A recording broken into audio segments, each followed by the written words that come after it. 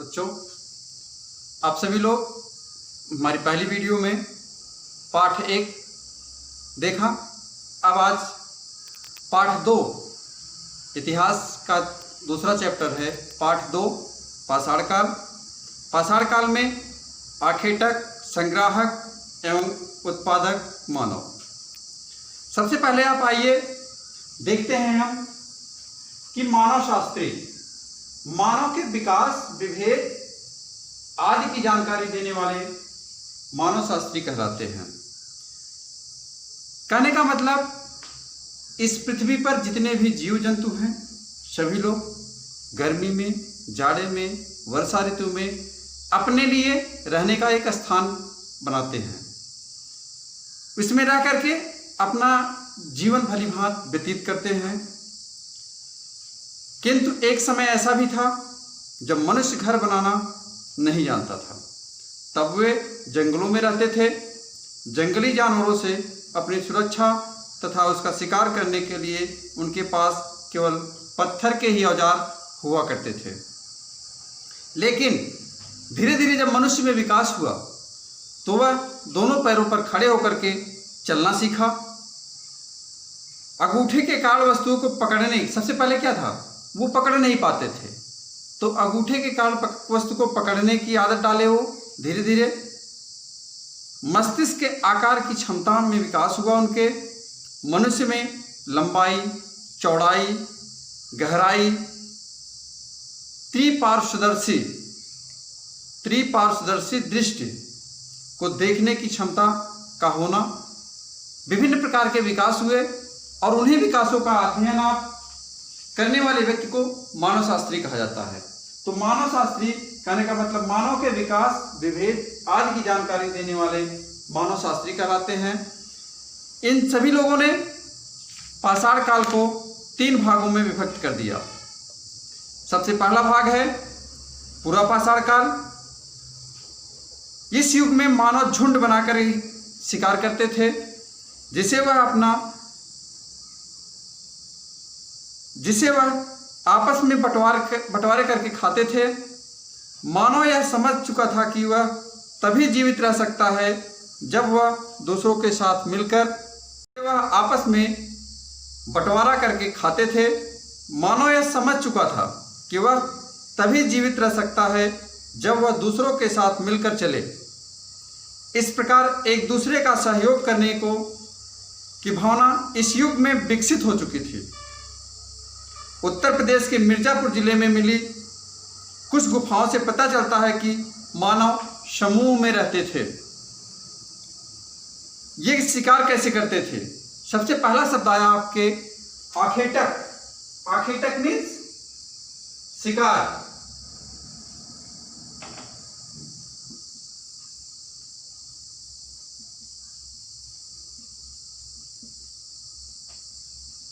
आखेटक means शिकार।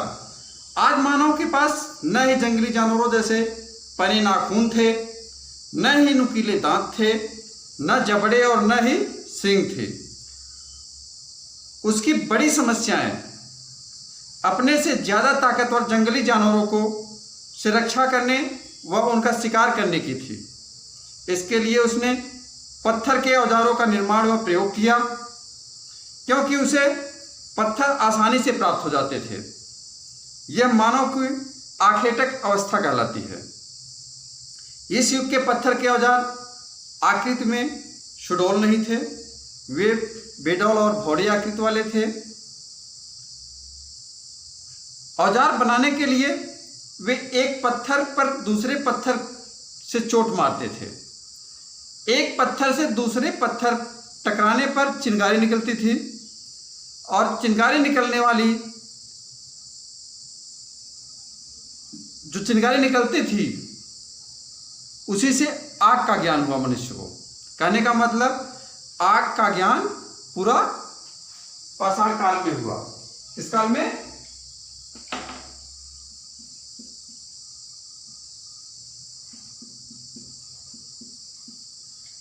पूरा पाषाण युग में काल में आग का ज्ञान हो गया आपको। आग की खोज इस युग की महान उपलब्धि थी। उसके बाद आपका आया दूसरा है मध्य पाषाण काल।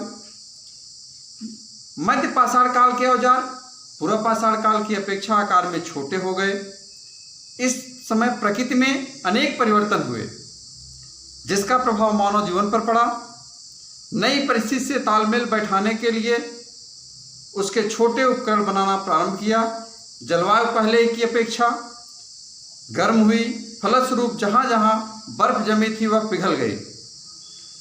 पृथ्वी की उर्वरक शक्ति का विकास हुआ तथा घास एवं वनस्पतियों के मैदान विकसित हुए। घास को खाने वाले छोटे जानवर जैसे हिरण, खरगोश, भेड़, बकरी आदि पैदा हुए। मानव अपने जीवन काल में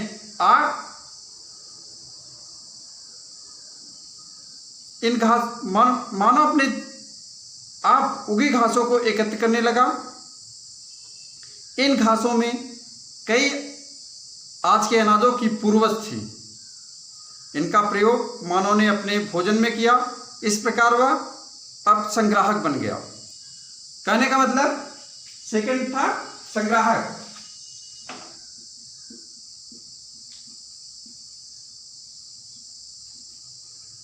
मनुष्य ने अपने खाने की वस्तुओं को एकत्र करना सीख गया। किस काल में? मध्य पाषाण काल में। मानव ने इसी समय कुत्ते को पालतू बनाया। कुत्ता मानव का प्रथम पालतू पशु है। कहने का मतलब सबसे पहले मध्य पाषाण काल में प्रथम पालतू पशु जो था वो कुत्ता था।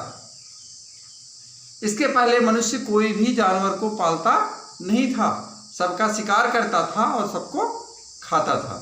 लेकिन मध्य पाषाण काल में जब आए तो इन्होंने कुत्ते को अपना प्रथम पालतू पशु बनाया और इनकी सहायता से शिकार करने में इन्हें आसानी होती थी। और इसी समय मनुष्य को खेती का भी ज्ञान हो गया। आगे नव पाषाण काल में मनुष्य ने सबसे पहले आग की खोज हुई, उसके बाद खेती करना सीख गया। उसके बाद नव पाषाण युग में मनुष्य खेती करना भली भांति सीख गया और इस समय के औजार जो थे वो सुडौल होते थे, अधिक कुशलता से बनाया गया। यह उपकरण घिसकर चमकदार बनाए गए थे। हत्थेदार कुल्हाड़ी, हसिया इस समय के महत्वपूर्ण औजार थे। खेती के समय पशुपालन भी प्रारंभ हुआ। पशुओं का प्रयोग मांस व दूध प्राप्त करने में किया जाता था। मानव अपने खेतों में आसपास मिट्टी के घरों एवं घास फूस के छप्पर वाले घरों में रहने लगा। कहने का मतलब अब मनुष्य जो है अपना आवासीय व्यवस्था भी घास फूस से कर लिया। और इस समय के जो औजार थे वो भी सुडौल हो गए, आसानी से शिकार करने में सहायता करते थे। और मनुष्य इसी काल में नव पाषाण युग में ही मिट्टी के बर्तन बनाना सीख गया। बर्तनों पर नक्काशी एवं चित्रकारी में रंगों का प्रयोग होने लगा। इसी समय मानव ने पहिए का आविष्कार किया। नव पाषाण काल में पहिए का आविष्कार हुआ। किसका? पहिए का आविष्कार।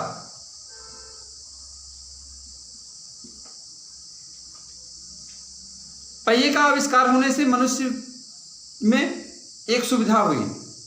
सुविधा यह हुई कि अपनी वस्तुओं को, अपने जो भी सामान होता था उसको एक जगह से दूसरी जगह ले जाने में आसानी हो जाती थी।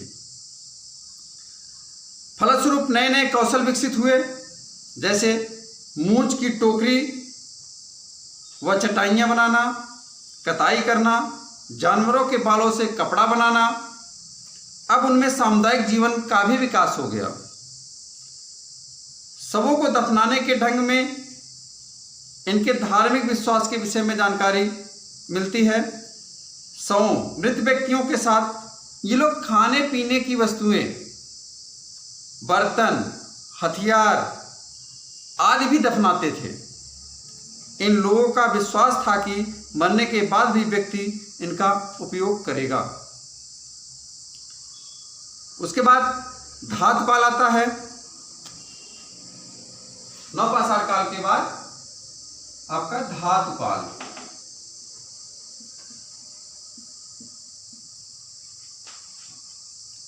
नवपाषाण युग का अंत होते होते पत्थर के साथ साथ धातुओं का इस्तेमाल शुरू हो गया। धातुओं में सबसे पहले तांबे का प्रयोग हुआ। किसका प्रयोग हुआ? सबसे पहले सर्वप्रथम तांबे का प्रयोग हुआ धातुओं में,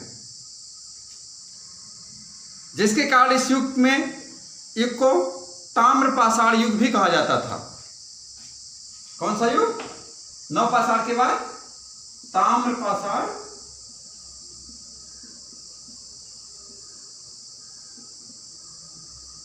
युग। धातु काल को ताम्रपाषाण युग भी कहा गया। मानव ने तांबे की खानों का पता लगाकर उससे तांबा खोद कर निकालना शुरू कर दिया। उच्च तापमान में तांबे को पिघलाना तथा सांचे की सहायता से धातु द्रव को विविध रूप देनी थी। उन्होंने सीख लिया। यह मानव विकास की एक और महत्वपूर्ण खोज थी। कहने का मतलब मनुष्य जो था वो तांबे की खोज किया। तांबे की खोज करने के जस्ट बाद तुरंत उससे बर्तन बनाना सीख गया। धीरे धीरे मानव ने तांबे व जस्ते का मिलकर मिश्रित धातु कांसा बनाना सीख गया। मानव जीवन उसकी प्रगति एवं संघर्ष की एक कहानी है। प्रारंभिक मानव ने अपने समस्याओं से जूझते हुए अपने को जीवित रखा, अपनी उन्नति की एवं अपने को सभ्य बनाया। आप लोग अभी देखें, सबसे पहले फिर से एक बार आइए। आर्किटेक्ट मीन्स शिकार करना। शिकार जो भी अध्ययन करता है वह मानव शास्त्री कहलाता है। उसके बाद आपका पाषाण काल आया। पाषाण काल को 3 भागों में व्यक्त किया गया। सबसे पहला पुरापाषाण काल। पुरापाषाण काल में आग की खोज हुई। उसके बाद है मध्यपाषाण काल। मध्यपाषाण काल में सबसे प्रथम पालतू पशु कुत्ता हुआ। उसके बाद नवपाषाण काल। नवपाषाण काल में पहिए का आविष्कार हुआ और व्यक्ति शिकार करना सीख गया। संग्राहक की भावना आई। धातु काल, संग्राहक। उसके बाद धातु काल है। धातु काल में सबसे पहले तांबे की धातु का विकास हुआ। मनुष्य ने तांबे की धातु से विभिन्न प्रकार के बर्तन बनाना सीख गया। उसके बाद इसी धातु काल को ही ताम्रपाषाण युग भी कहा जाता है और इसी ताम्रपाषाण युग में ही मनुष्य विभिन्न प्रकार के बर्तनों पर नक्काशी करके, चादरें बना करके अपने जीवन को एक सभ्य जीवन के रूप में प्रस्तुत किया। धन्यवाद।